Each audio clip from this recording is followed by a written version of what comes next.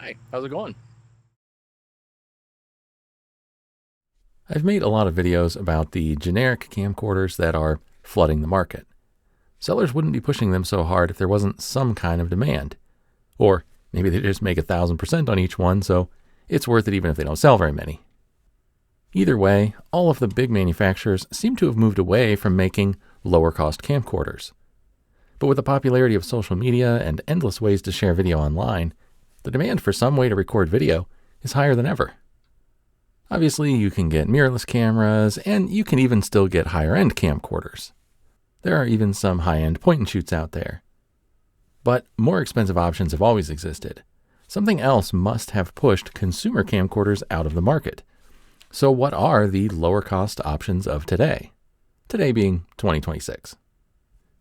What was the main driving force that led to the disappearance of both consumer camcorders and lower-end point-and-shoot cameras for that matter?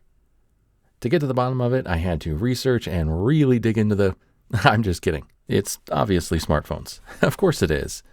Nearly everyone I know, from teens to olds, has a smartphone. Even the cheapest smartphones can record video, and high-end smartphones from the last 10 years or so typically record fairly decent video. And even if the video your phone records is pretty bad, it's still video. For most people, if they want to record a quick video, all they have to do is pull out the phone they already have on them at all times. So they're probably a lot less motivated to spend money on a dedicated camcorder. Sure, a camcorder may have better video quality in some situations, more recording options, better ergonomics, lots of zoom, and more. But they already have the phone, and it's right there. And they can use that same phone to send the video to a friend or post it directly to social media. High-end smartphones are super expensive, so I certainly wouldn't say that they're an alternative to a budget camcorder, unless you already have a high-end smartphone. In that case, it's still cheaper to use it for video than to also buy a budget camcorder. And at least in the US, there are a fair number of phones available brand new, unlocked, in that $200 to $400 price range that entry-level consumer camcorders used to fall into. I know a smartphone isn't as appealing for those who want a dedicated, built-for-purpose video camera. A smartphone like this Pixel 9a isn't as ergonomic, it doesn't have optical zoom, but it does have Wi-Fi, Bluetooth, social media connectivity built in, video editing capabilities right on the device, and more. And this phone can be found on sale brand new for a price not too far off what an entry-level Canon camcorder would cost 5 or 10 years ago. And that, like this one, probably had worse image quality in some situations. There are definitely trade-offs, but I still think that a modern smartphone is one of the consumer camcorders of today. And just as a point of reference, here is what it looks like to record at my desk with the Pixel 9a, and I have my mixer audio fed into the phone. So I'm not recording with the phone's microphone, but this audio is being recorded directly into the phone. As for the issue with consumer camcorders going away, I don't think it's all about smartphones. There's another type of camera that hit the market that I think a lot of people turn to for their video recording needs that I think really cut into the market for consumer camcorders. Action cameras. There was an absolute action camera craze for a while, with seemingly every store setting up giant displays of GoPro cameras and eventually other brands of action cameras as well.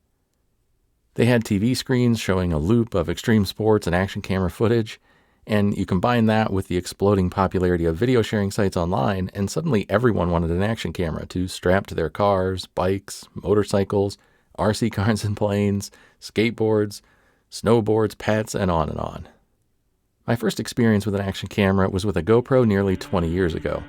It recorded something like 360p video, didn't have image stabilization, and it didn't even have a display screen. It had a tiny optical viewfinder. But it was cool. And action cameras have come a long way since then. They're small, light, durable, and these days they have crazy image stabilization, waterproofing without a special case. They have multiple screens or even articulating screens. They have options for external and even wireless audio, resolutions of 4K and up, slow motion, time-lapse, and they often have advanced features like 10-bit recording and even timecode. And you can often find sales to get basically top-of-the-line options in that entry-level camcorder price range of $200 to $400. I'm now recording at my desk with an Ace Pro 2 action camera. For For some reason, I can't get it to acknowledge an external microphone source, so I don't know what's going on with that, so I am still recording in my mixer. Like phones, action cameras aren't a perfect direct replacement for the camcorders of old.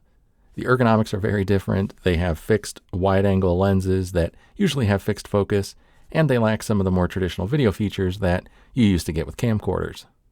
It's easy to look back and lament what we lost. Just 8 or 10 years ago, I could walk into any electronics store and have a bunch of options for budget camcorders. The ergonomics were specifically designed for video above all else, and even if the image quality wasn't outstanding on an entry-level camcorder, it typically had 30 to 50 times optical zoom, so it allowed you to smoothly zoom in on wildlife, a sports game, a car on a racetrack, etc. But let's consider for a moment what we've gained. These days, most people already have a device on them at all times that can record decent video, without having to buy or carry a separate device. I've heard it said that the camera you have on you takes infinitely better pictures and videos in the moment than the one you left at home.